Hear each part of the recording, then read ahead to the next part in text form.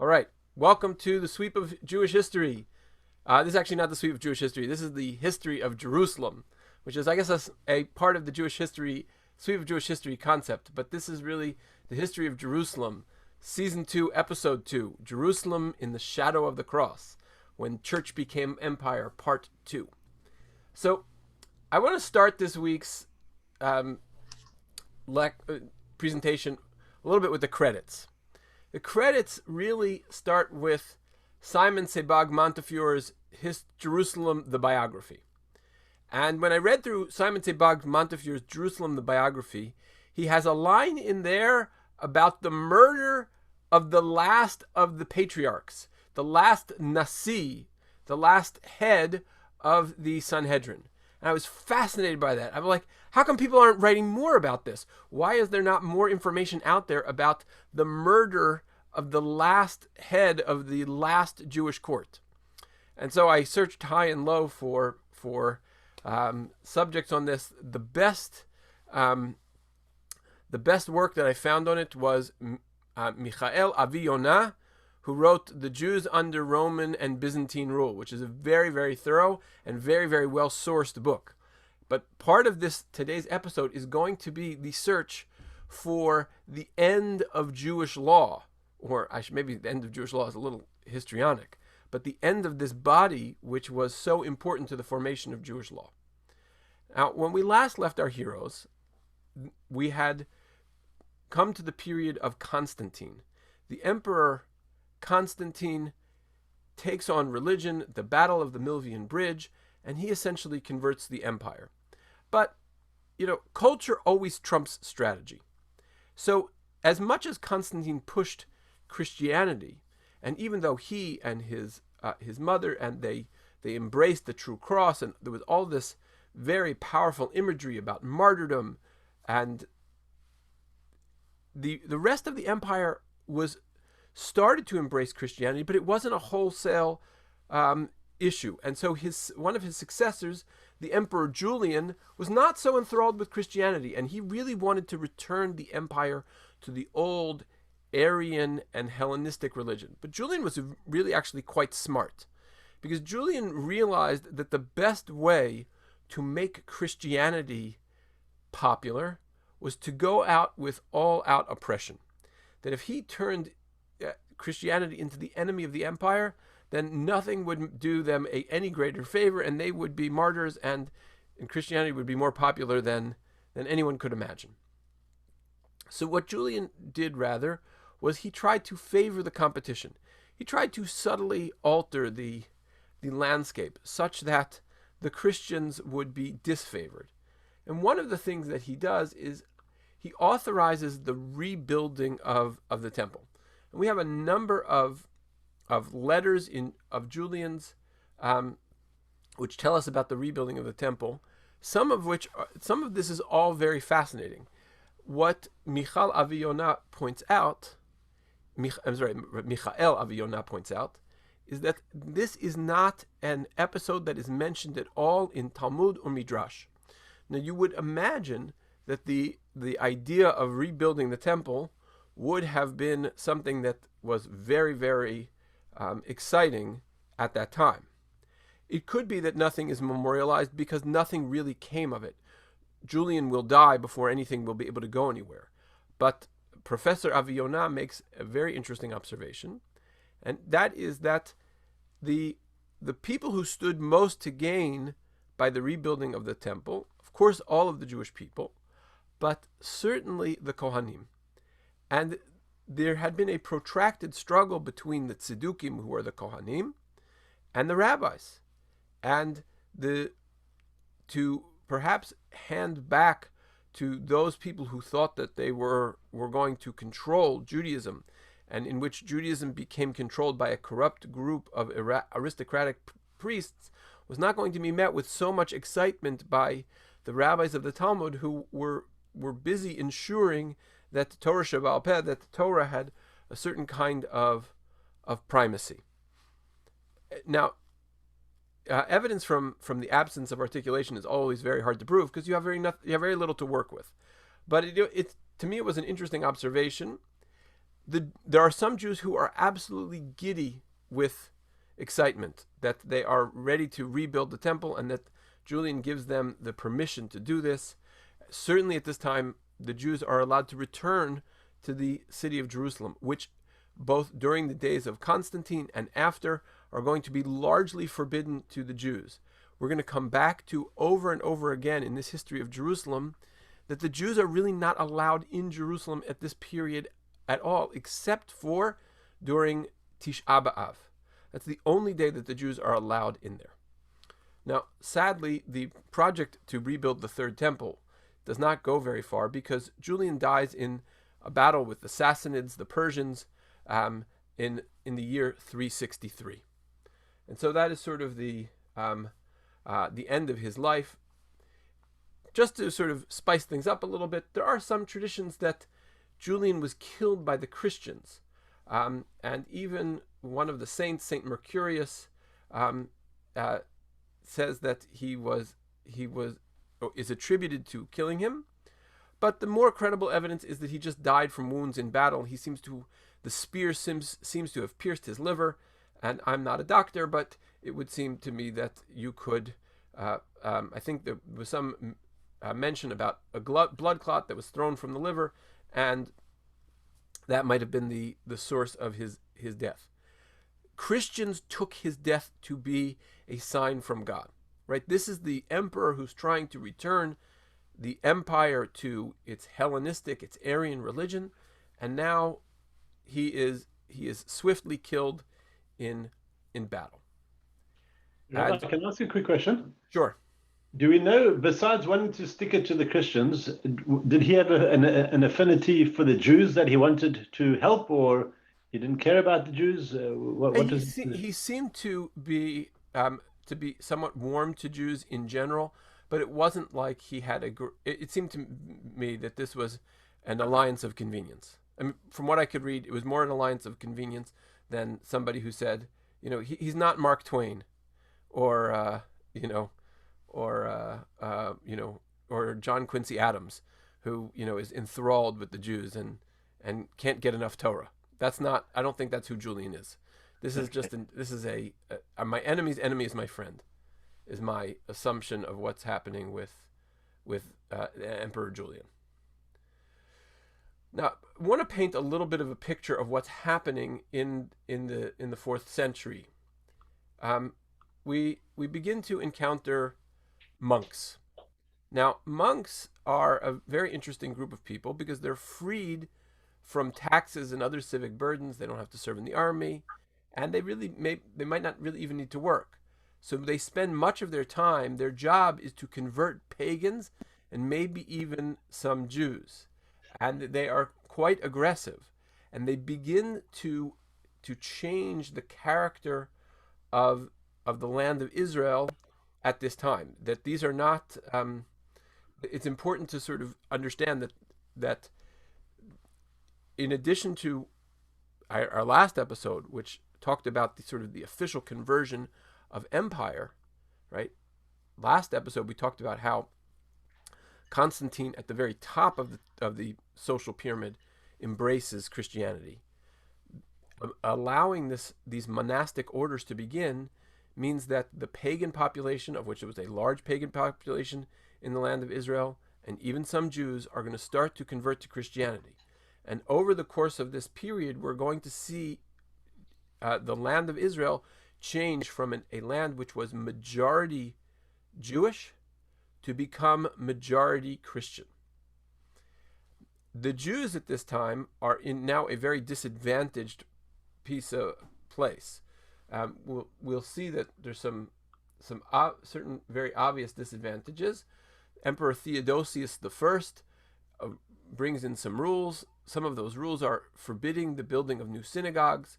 He also forbade non-Jews to have cases heard in rabbinical courts. So essentially what they were basically doing is they were trying to limit the official expression of Judaism. And at the same time, there were also riots and people who would burn down synagogues, and they started to put, at least on the books, they used to put rules that you weren't allowed to even rebuild a burnt down synagogue. Another rule which was brought into place was they forbade non-Jews to have cases heard in rabbinical courts. The rabbinical courts had quite a bit of power, and they were trusted very broadly during this time. And so very often non-Jews would go to rabbinical courts to have their cases heard. But now the Christians wanted to essentially take all power out of the rabbinical courts and of the Jewish community, and so they forbade that as well. There were a number of other provisions that were placed in at this time. We actually spoke about them in our last episode. Jews were not allowed to own non-Jewish slaves. There were other restrictions on Jewish commerce. And Jews had a bit of a tough time finding their place in this new empire. But the Talmud even gives us a little bit, the Midrash in Bereshit Rabbah gives us a little vision into how the Jews worked politics in the Roman Empire. As you know, at this time there was both an Eastern and a Western Empire. There were two emperors. So we see, it says, Amr b'Yehuda b'Rebbe Simon, shebikashta ladun et olamecha, marsarta oto biyad shnaim. When you sought to judge your world, the Jewish people, you gave them in the hands of two. These are not Romulus and Remus, the founders of Rome, but later figures in the Byzantine Empire. Romus Romilius. She'im bikesh echad mehem lasot davar chaveru me'akev al yado. Because if one side wanted to do this, then the other one would stay his hand. What really happened, more likely, is that what the Jews would say is, look, if the Eastern Empire is going to give us a rough deal, we'll take our business to the Western Empire. And they would say, look, we got this provision in the West, can you give it to us in the East?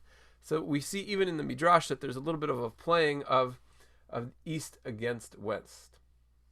As I mentioned, there's a population benchmark. So around the year 451 CE, when there's the Council of Chalcedon, this is a council that had major implications in terms of Christian theology about, was the Christian Savior divine, was he human, was it both? So that's what that council did, but it's a very famous council in the history of Christianity. But at that point, around the middle of the 5th century, Christians are already the majority population in the land of Israel. But what is fascinating about our people, and this was recognized around the Christian and the Jewish world. John Chisholm, the Archbishop of Constantinople, said, that people, the Jews, are strong in their spirit, impudent, warlike, daring, and ready for any affray. Basically, what he's saying is the Jews, they didn't give up on Yerushalayim. They wanted to return to Jerusalem. This is a very fancy way of saying these Jews are a Drake-up, right? I like to quote Winston Churchill, who says, what's the definition of a fanatic? Someone who can't change his mind and won't change the subject. So this is sort of the Jewish obsession with Yerushalayim at this point. They want to get the rights to go back to Yerushalayim. They want the right to rebuild in Yerushalayim.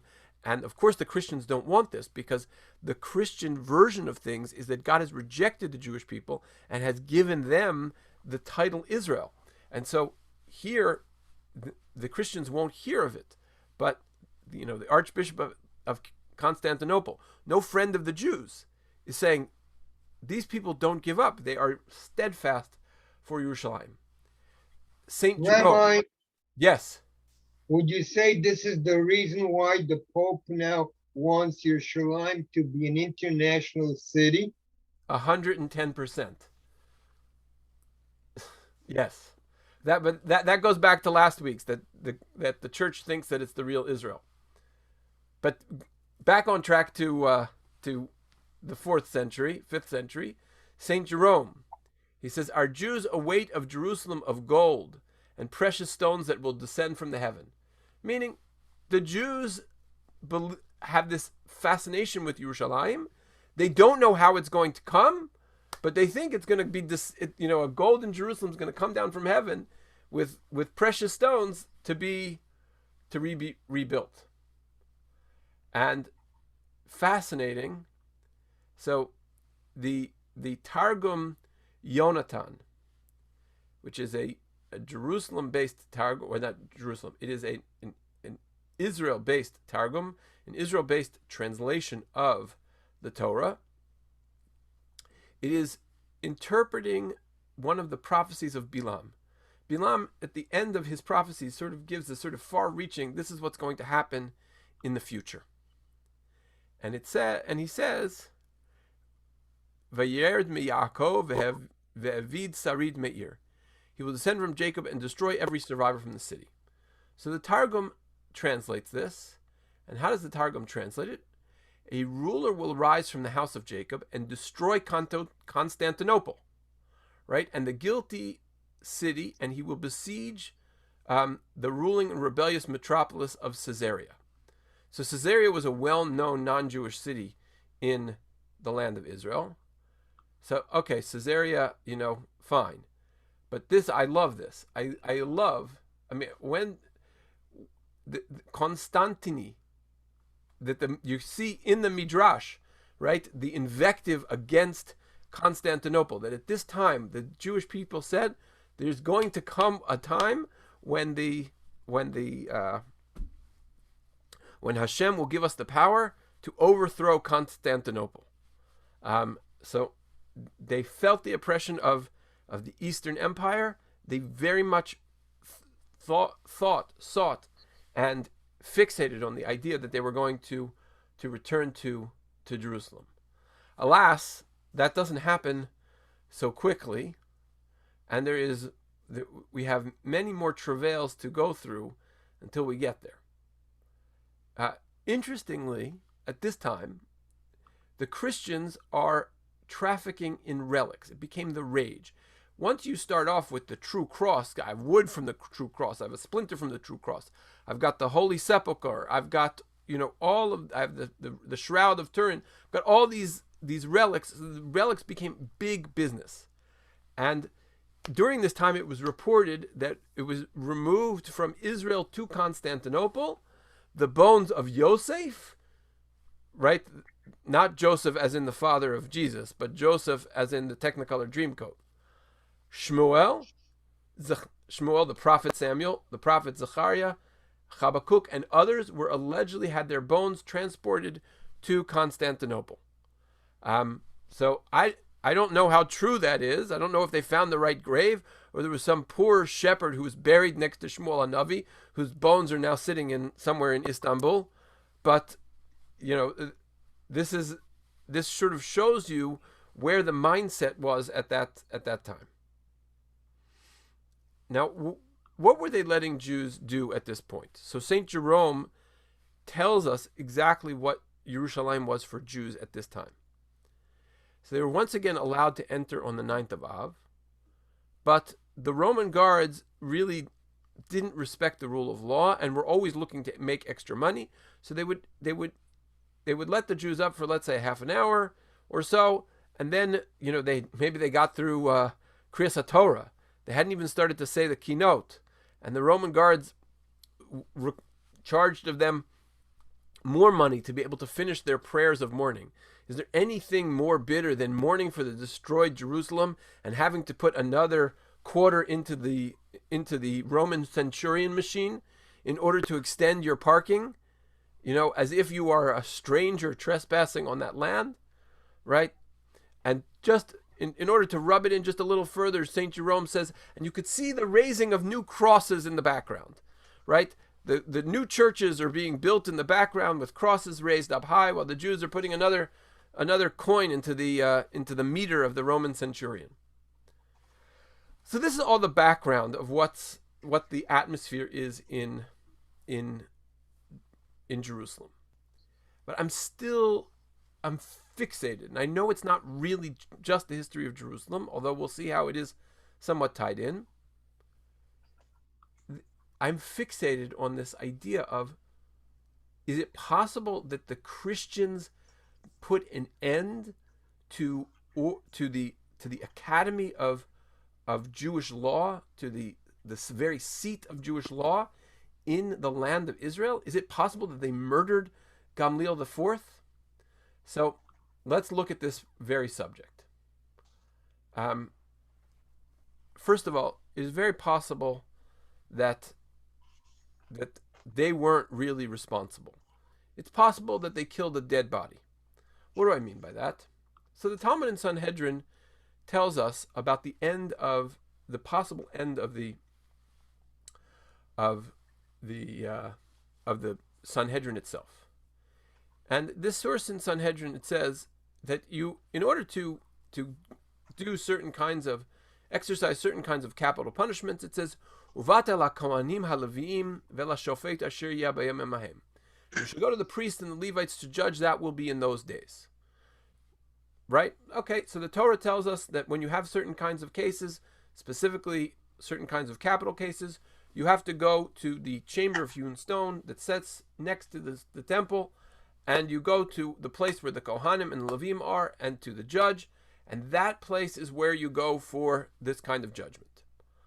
And the Talmud is going to tell us, Bizman sheyesh kohen yesh mishpat. When you have the temple, then you have this full spectrum of justice.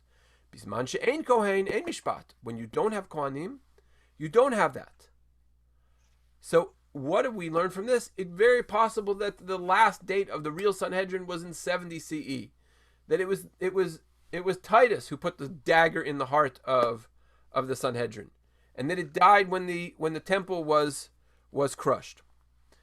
But one could make a solid argument that that's not really the case. Okay, so capital punishment was off the table, but we know that there were many edicts that were passed in Yavne, and there were others that were passed in future homes of the Sanhedrin when it moved up to Usha and to Tzipori, and then finally to Tiberia. We know there are many edicts that were passed then. So it's quite possible to say that this body of law was in fact still, this body, the Sanhedrin, was still working through the time of Gamliel the sixth, who lived in Tiberia. Okay, enter Emperor Theodosius II. Theodosius II is a very passionately Christian emperor, and he's very heavily influenced by his sister. I think I'm pronouncing her name correctly, Pulcheria. She's on purpose. I have put her in the background in the slide because she influences him greatly. She is truly a religious fanatic, and he then outlaws the construction of synagogues. Before it was outlawed on the books, but not actually enforced. He is now enforcing the law, and he puts Jews in a very, very difficult position. Now here's where we come to the end of our search to a certain extent. I am looking for evidence as to whether or not he and his sister had Gamliel the sixth executed. The best I could do was actually find the Codex Theodosius.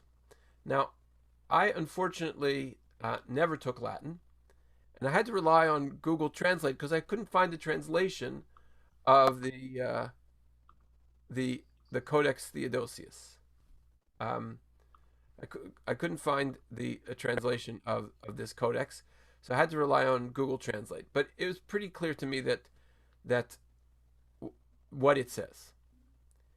And he says, since Gamliel thought he could offend with impunity, the more he was elevated to the height of his dignities, your illustrious authorities know that our serenity has directed the precepts to the master of offices, to a distinguished man, and henceforth he shall make no synagogue to be stored or maybe restored, and if there be any in the wilderness, if they may be deposed without sedition.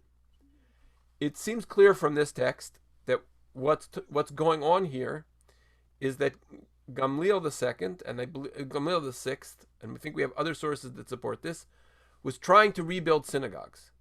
There were synagogues that were being burnt down by these gangs of monks, by anti-Semites of various kinds, and the law was you're not allowed to even rebuild a synagogue. So it's not a shock that Gamliel was trying to rebuild synagogues. But basically, the emperor thinks that he is too haughty, he's too proud. And so he has to deal with this Gamliel character. The codex seems to only say that he deposed him. He reduced his rank, and he essentially took all authority away from the Sanhedrin. It doesn't say that he murdered him. But they also, even after Gamliel VI is removed, the Emperor Theodosius does not allow this body of law, the Sanhedrin, to meet again in Tiberia. And so I think there is, Montefiore has is a half-truth. I'll give you Montefiore's quote. Montefiore writes as follows. He says, in 425, Theodosius ordered the execution of Gamliel VI, the last Jewish patriarch, to punish him for building synagogues and abolish the office forever. So I don't think that this is... I couldn't find... Sebag Montefiore does not give footnotes to his statements. And again, I looked in many different places to see if I could find other evidence of this. It could be, and I think that there's some truth to the fact, that what Theodosius did was he ultimately put an end to the power of the Sanhedrin. He got rid of the institution, and the man is less important. But he essentially he demotes the status of Gamliel. This should be Gamliel VI, not the fourth. Theodosius did not allow for a successor, and the patriarch tax, and this is important because he essentially defunded them. The patriarch tax, which was given for the entire diaspora, was sent to the patriarch. It was now diverted to the emperor. What can we say from this? I think this is a very, very important point. One which I only came to realize doing this research. The end of the most organized authority of Jewish law comes to an abrupt end right here in the year 425. There are many things that we suffer from without a Sanhedrin. Since we're in the COVID era, I'll just give you an example. It is very possible that if there was a Sanhedrin, whether you're pro-vax or anti-vax, you could choose whichever way you would like the Sanhedrin to vote, because this is all theoretical. The Sanhedrin would be able to tell us, Jewishly, you should take the vaccine, or Jewishly, you should not take the vaccine. And boom, that would be Jewish law. Right? We could have consensus on the matter. Right? People wouldn't have to argue their, some people are shrine gewalt at their rabbis. Rabbi, what right do you have to give us a vaccine mandate? Other people are shrine gewalt at their rabbis saying, Rabbi, why don't you impose a vaccine mandate on our shul? Now, you could take either side of that, but what we can agree on is there is a complete lack of clarity from a Jewish law perspective. And one of my favorite versions of the lack of clarity is during the Shoah, during the Holocaust, there's a group of Jewish yeshiva students who traveled from the land of Israel to they went eastward to Shanghai and then to Koji, Japan. And in Japan, they sent 2 telegrams.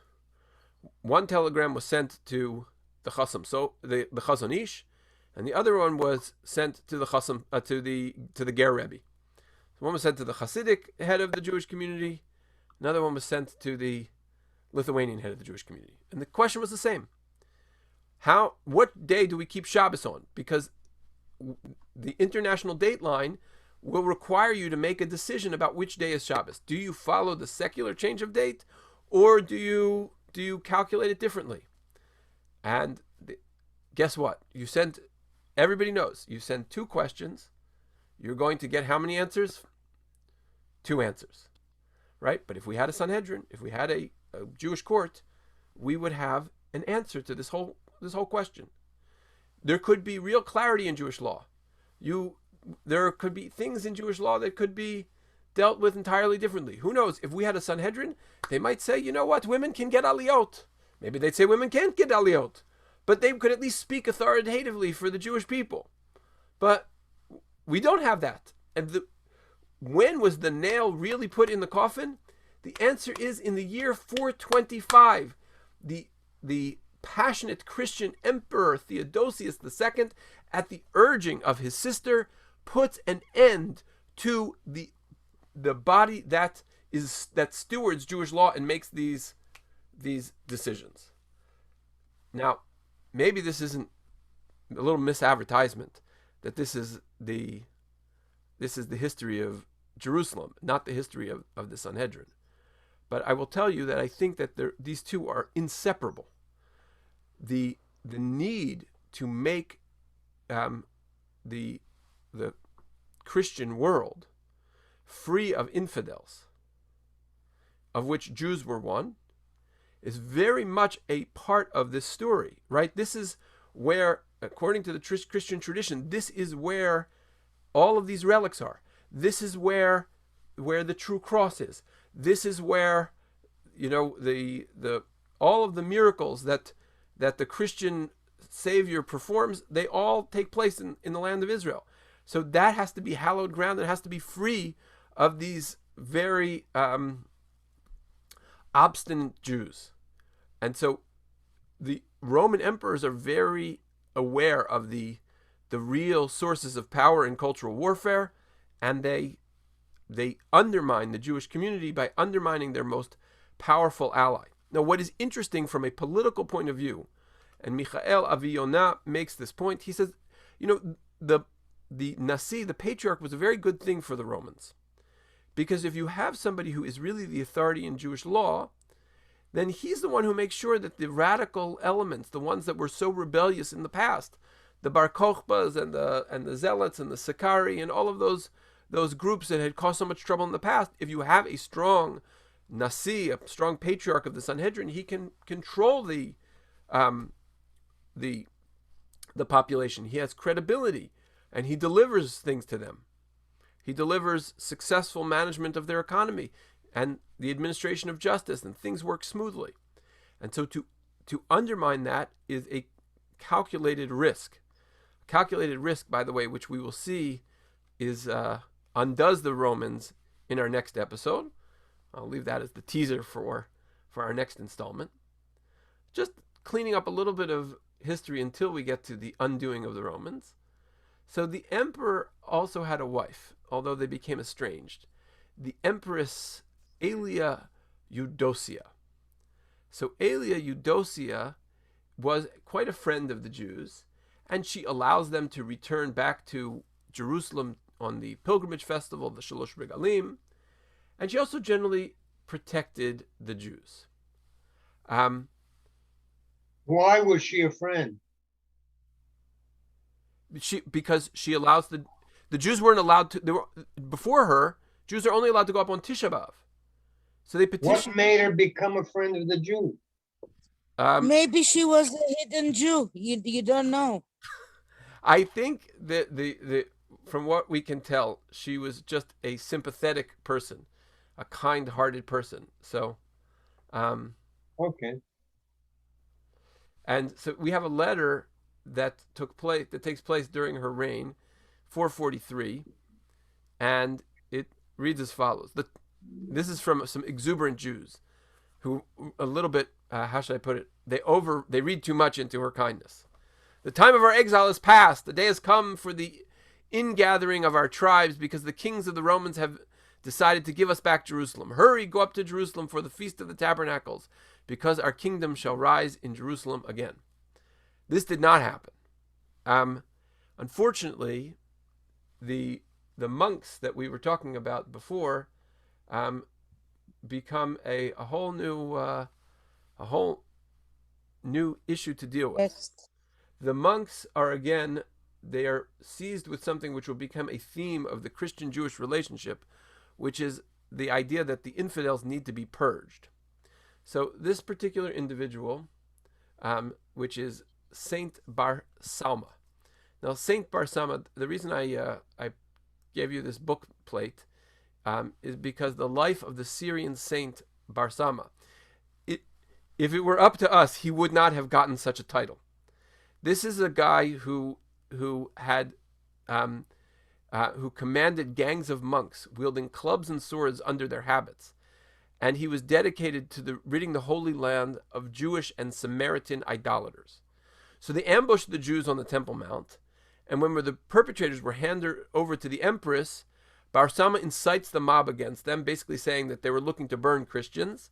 And so the mob goes against the empress and against the justice, and they say if she's going to administer justice to the people who beat up the Jews and who killed the Jews, then they're going to burn the empress and all those with her.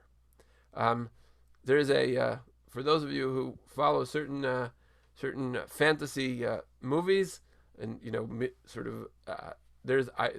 I believe there's a character that is based on Saint Barasama. Think of any religious figure who commands monks wielding clubs. And this just sort of gives you now we're back squarely into the history of Jerusalem, because you have one sympathetic Christian who is willing to give the Jews at least 3 holidays a year. They can go visit Jerusalem, and look what happens. They are beaten by fanatical monks. So I just want to end with one last idea connected to Jerusalem, and it connects also to this idea of the end of the patriarch, the end of the Nasi of the Sanhedrin. We talk about the Jerusalem Talmud. If you ever hear a rabbi talk, he'll never tell you it's anything. He'll either say Talmud Yerushalmi or the Jerusalem Talmud. Academics, Tracy, you'll back me up on this. Tracy, what do academics call this book?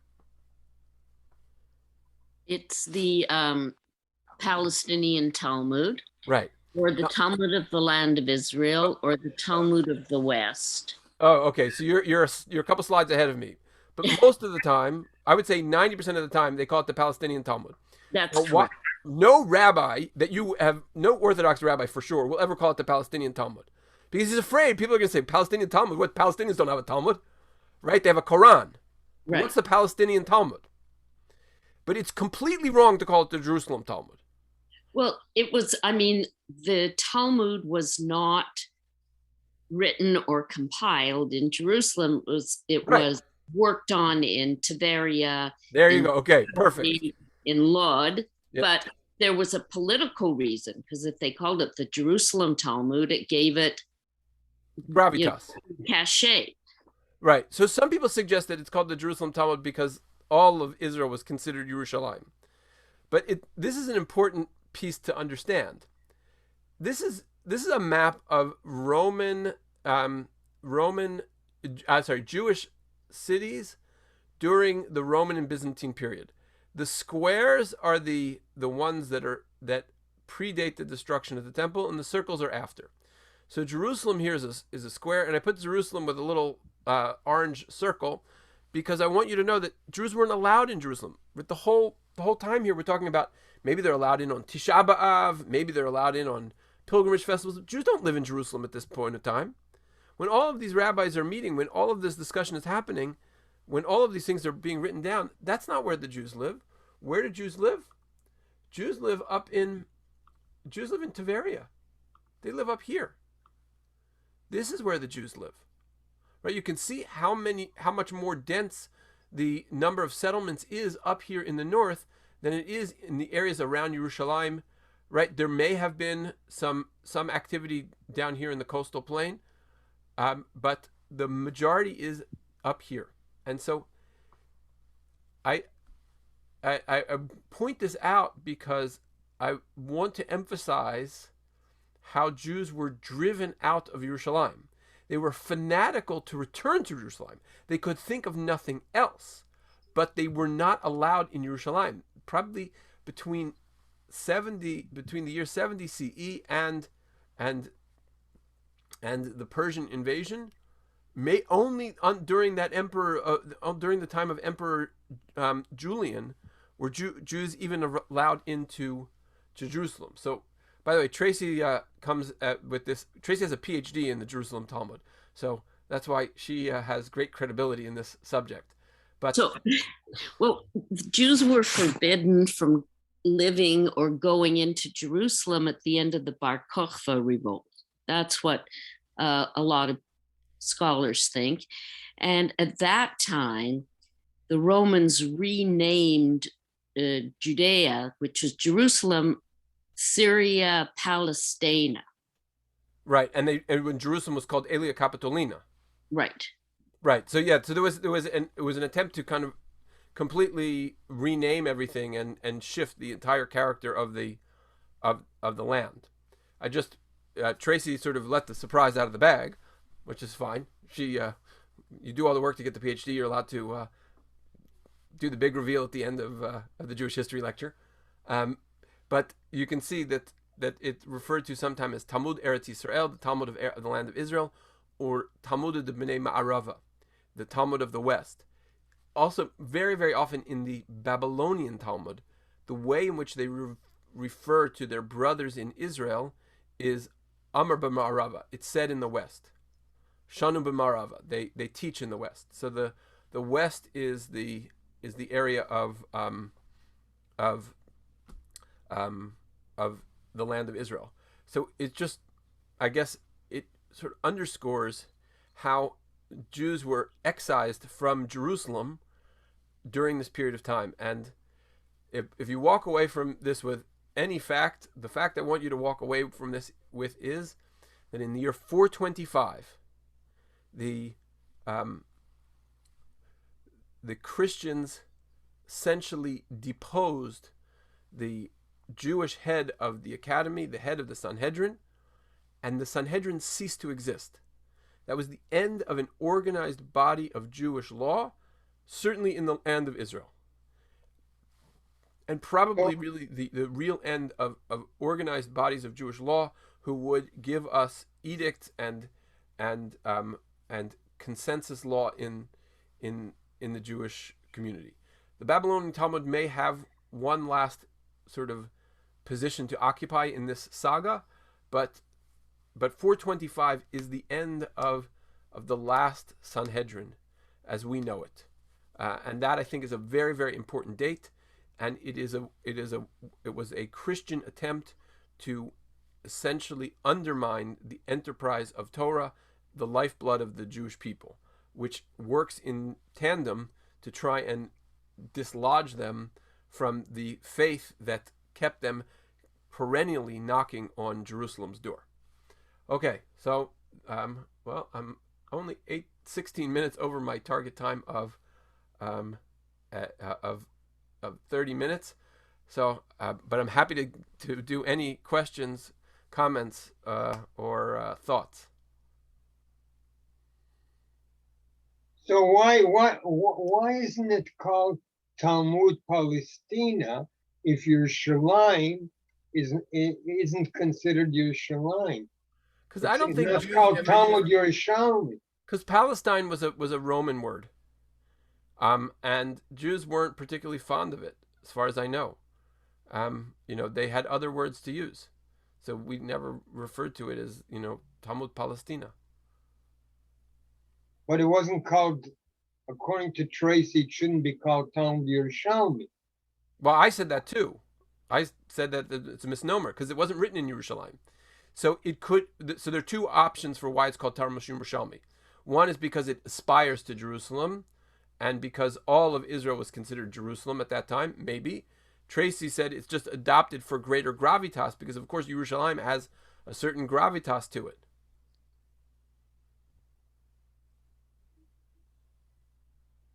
So Rabbi, I have a different question regarding Sure. the two Talmuds. Why is the Babylonian Talmud more prominent even today than Talmud Yerushalmi?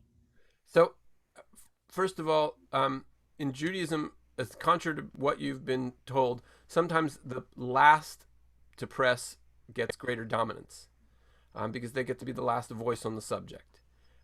That's one possibility. The other, which is probably more true, is the Persians were much more tolerant of the Jews than the Roman Empire, right? We see how the Roman Empire, it has a constant and unrelenting pressure to undermine Judaism. So if you were a very skilled rabbi, why would you want to drake up with the Romans? You could go to this great center of Jewish learning in Babylonia, of which many of the rabbis did. Rabbi Yochanan, Rav, Shmuel. There are many who say, "Well, I don't need to be bothered in the land of Israel. I can go to Babylon." And Babylon was a great center of learning. In a way, let me put it this way. In 1925, where was the better yeshiva? Was it in Vilna or was it in Jerusalem? Right? And maybe in 1960, who had a better yeshiva? Right? The yeshiva's in Jerusalem or the yeshiva's in Lakewood? Right now, Jerusalem is sort of the undisputed king of Torah. But the more supportive your environment is, sometimes the greater the Torah scholars gravitate to the more comfortable places to live. But when the Talmud Bavli was written, the Persians weren't in control of Babylonia. So what exactly you called them? The Sassanids, the Persians. We'll get to who was in control when, but Jews lived relatively comfortably in the lands of the Tigris-Euphrates River Valley. How's that? But that's what's called today modern Iraq. Right, but Saddam Hussein was not even a twinkle in his great grandmother's eye.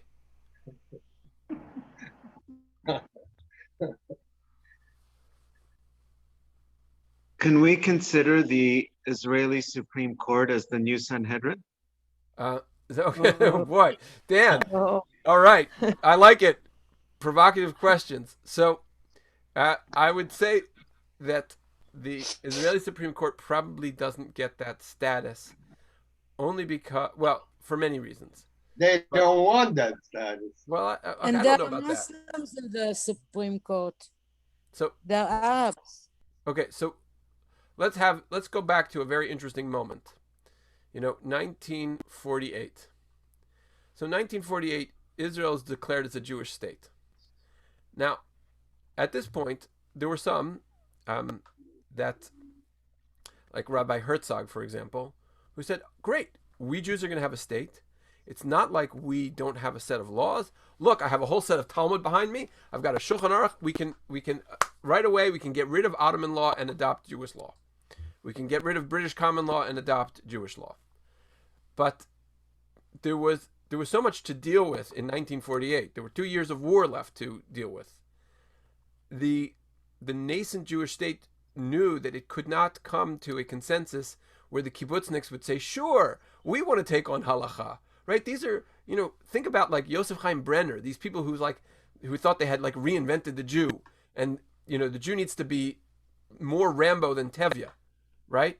So he's not going back to the Shulchan Aruch. To him, the Shulchan Aruch is Tevye. So you can't get any consensus about what you're going to do with Jewish law at that point. So you know what happens in Israel whenever you can't get consensus? Well, we know what we did yesterday. Let's just do that, right? So essentially, the way that Israeli law works is it basically adopted British common law and Ottoman law, and those laws allowed religious courts to operate on their own in certain defined fields: marriage, divorce, property transfer, personal status. So the irony is that in the state of Israel, if Yassel and Fatima, no, let me do it differently. If Mohammed and Chaya Mushka have a child, right? What will the child get in their Tu'udat Zehut? So if Mohammed because Mushka is Yehudiya. Hold on, Mayor. Listen for a second. If Mohammed goes to the Sharia courts first and says, here, this is my child, register him, so he's Muslim. If Chaya Mushka takes him to the Moel and the Beit Din and says, okay, this is my child, we're going to call him Chaim, so then he's Jewish. That's the way it works. It's what they call forum racing as a legal term. So it's the way in which the state of Israel is built is the state of Israel did not build itself to ultimately convene its high court as a Sanhedrin. Rabbi Herzog would have loved to see that, but unfortunately, that's not how it all spelled out.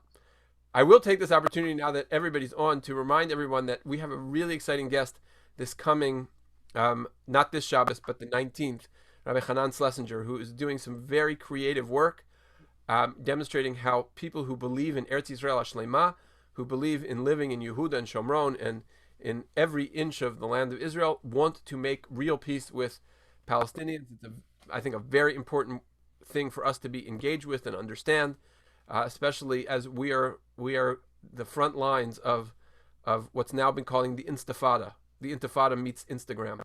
So I really encourage everyone to join us for that event. All right. Well, thank you very much for joining me. If this all went too fast, I will be posting this on the YouTube channel, so you can take it a little bit slower.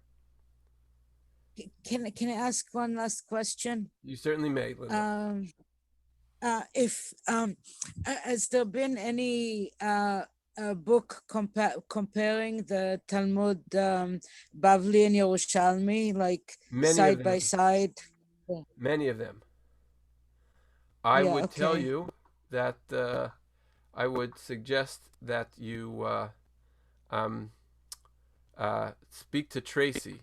Tracy Ames is the resident expert on Bavli Yerushalmi comparisons. She knows much more than I do on this subject. Okay, thank you. Okay. All right, everyone, have a great night. Thank you, Rabbi. Thank you. Toda Rabba.